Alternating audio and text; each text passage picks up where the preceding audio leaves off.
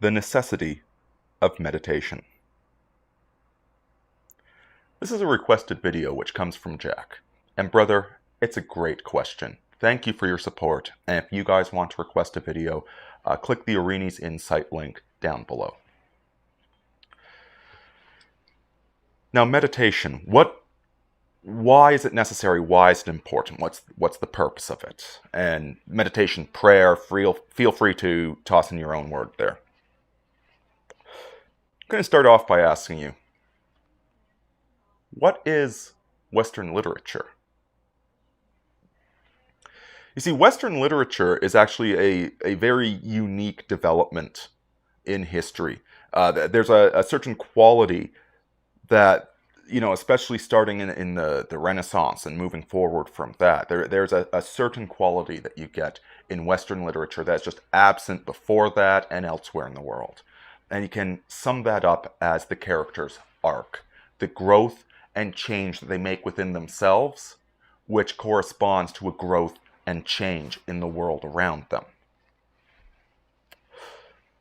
See, literature, our storytelling, is all about a protagonist encountering adversity that shakes them up and makes them confront things about themselves, and then having that protagonist go out into the world and enforce the discovery they have made about themselves. They go and enforce that and change the nature of reality. This is what Nietzsche would call the will to power. That there's this element in humanity. There's this spark, this ability to change reality to fit our vision, to demand that our vision of reality come to be. And so long as it is a true vision of reality, that tends to work. If you've got the guts, if you've got the grit, it tends to work. You see, there's something transcendental to all of the great things that humanity does. Music is not just pleasing to listen to. Art is not just aesthetically nice.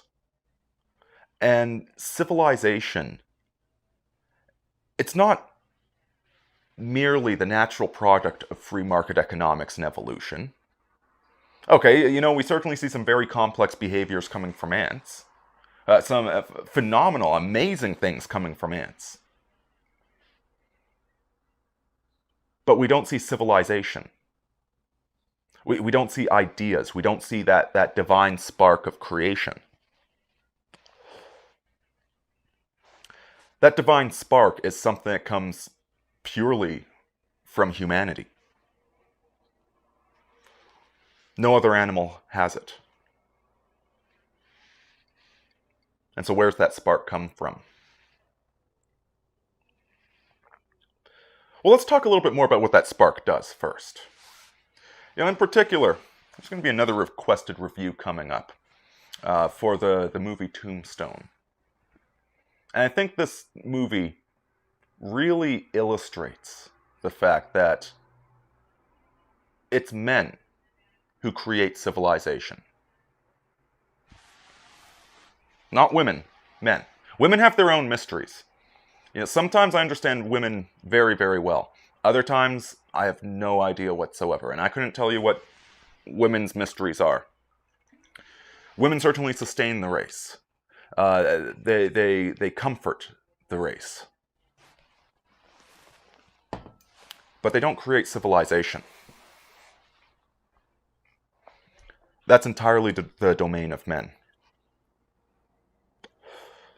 Women can even learn to do science rather well, but they can't be a genius scientist the way a man can be. And so this urge to create civilization, obviously this comes out of the tribal pack nature of the chimpanzee. We see a more primitive form of it in the chimpanzees. We all innately as men Or at least we aren't really taught how to do it anymore. But it's there. It's there in the instincts. It's there in the gut. You know how to associate with other men as a tribe. You know how to be a man, and you can figure out the pecking order. It's harder because there's so little initiation these days into masculinity, but it's still there. It's still there. You can find it. And so civilization is a natural outgrowth of the pack, of the tribe, of the all-male team. Whether we're talking about a military unit or a football team, we naturally organize ourselves into hierarchies and we go out and accomplish some goal. Now, amongst chimpanzees, and amongst most men, when you see 4 or 5 college kids going out on a Friday night, it's the same mentality, but like the chimpanzees, their goals are prosaic. Their goals are simply, go out and get laid, or go and hunt down and kill an animal, or go and kill this enemy. This is just the natural nature of men, is to organize and create hierarchies. Patriarchy, though. Patriarchy is one of the unique wonders that humanity can create. It's the natural outgrowth of this. But what men do is they then demand that there be law and order. They demand of reality. They impose upon reality. There's going to be law and order. There's not going to be this rapine and theft. There's going to be order. There is going to be civilization. There will be fair treatment of other people. I mean, can you imagine a chimpanzee pack doing something like that? No, the idea of extending the ethos of the gang and creating something new with it, that's pure masculinity. You can talk about how, art obviously responds to, we like the curve of a woman's breast, so, breasts are very prominent in art. We have a natural inclination as a species to look for fertile valleys with a woods nearby. It's, that's the idyllic environment, because we have all the natural resources that we need to live. And yet paintings, they're more than that, just that. A painting isn't erotica. It's not base, it's not vulgar. It is more than that. There is more going on there. We are taking this nature of ourselves, whether it's to appreciate female beauty, or to appreciate melodic sounds, or to organize ourselves into fair and just hierarchies, to practice leadership and decency and fairness. We take our nature and then reshape reality to become that nature. That's the divine spark. That's the will to power right there. How do you access this? Because here's the thing. Most of the time we are just animals. Most of the time we are just responding to our environment. Most of the time we're just working by instinct when you really get right down to it. Filling out a TPS report is no more the behavior of a conscious human being than the ants making this amazing underground city is the conscious behavior of the ant. No, that's an aggregate superorganism just following basic rules. It's no more sentient than a router figuring out which packets of data to send. If you actually tried to draw a diagram of that, it would be just as complex as an ant mound, but...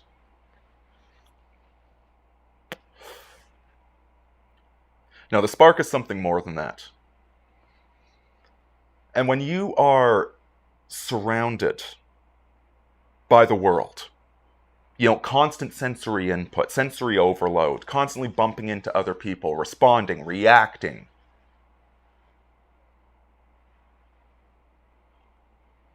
The I think it's the Navy that came up with this for their Air Force pilots, where they talked about getting out of the loop.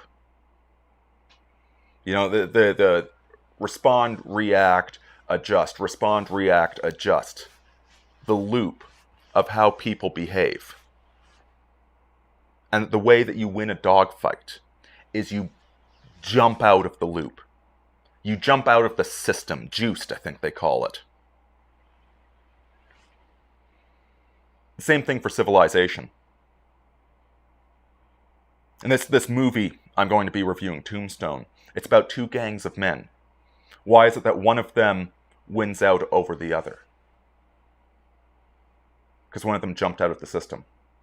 One of them confronted themselves on the inside and discovered a fundamental truth, an absolute truth, a higher truth. What's the difference between a true genius artist and somebody that's just good at doing corporate artwork? The genius jumped out of the system. Same thing for the scientist. All the great advances in science didn't come from these paper pushers that are peer reviewing and publishing in journals. It came from gentlemen amateurs more often than not.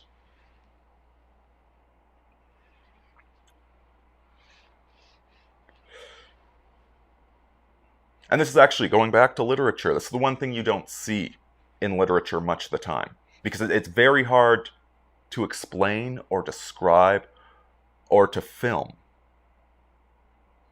Especially given that we men, we are the active sex, which is why most protagonists are male. And it's very hard to have an active character who is meditating.